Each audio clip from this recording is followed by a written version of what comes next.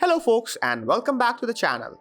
Today in this video I will be talking about X-Men 97, specifically on episode 3 and how it brought to life some of the very critical moments from X-Men comics, where in this episode we will be dealing with an event in the comics known as the Inferno, and this episode will also feature the origin story of Cable. So before we proceed, I will warn you there will be spoilers present, and if you haven't seen the episodes, please continue at your own risk.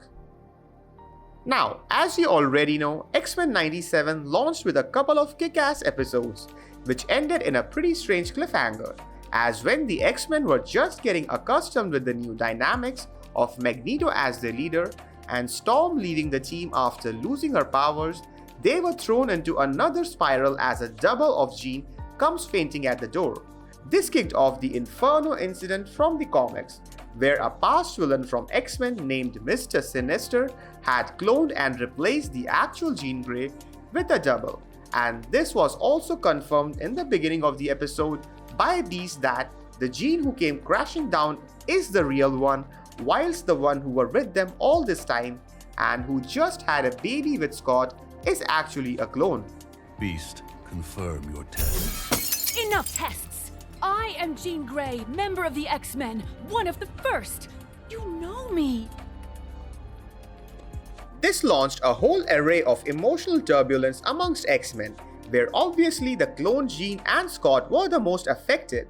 This clone replacement was actually done by Mr. Sinister in order to conceive a child between Jean Grey and Scott Summers, who held a potential for a strong and powerful mutation. Thus, when the child was born and its target was achieved, Sinister activates the mind control on the clone Jean, who was already quite disturbed by the news and now was thrown into a full blast of psychotic rage, becoming the character known as Goblin Queen, where she attacked the X-Men, mentally torturing them and then escaping with her and Scott's son Nathan, returning back to the Sinister, where he puts the baby into a solution chamber to increase his power potential. But first, you must be made invulnerable. A new breed of perfect creations will be born this night by my will and genius. Obviously, the team pursued them in order to bring back Nathan and remove mind control from the clone Jean, where after a series of struggle and help from the original Jean, the mind control was severed, and the team was finally able to push back Mr. Sinister and rescue Nathan. But they were not completely successful, as Sinister had escaped and the baby was already infected with a certain virus due to the exposure in solution chamber. Upon further investigation, Beast finds out that the baby Nathan is actually infected by a certain kind of technovirus, and developing a cure for a complete unknown virus may take a long time, which the baby might not have, as the virus is spreading quite fast. Sinister's variant is too advanced. It could take months, even years to develop a cure.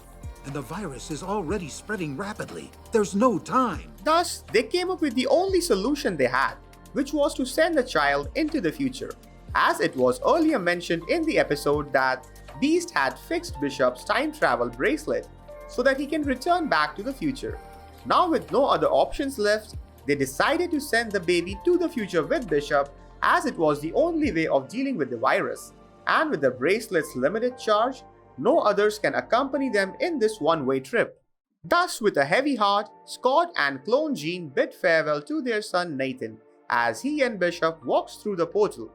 After the incident, clone Jean decided to leave the team for a fresh start, renaming herself as Madeline Pryor, who I believe will be a recurring character in the show.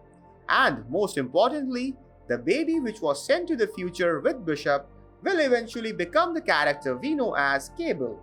Yup, the same guy from Deadpool 2. He is the actual son of Scott Summers and clone Jean Grey.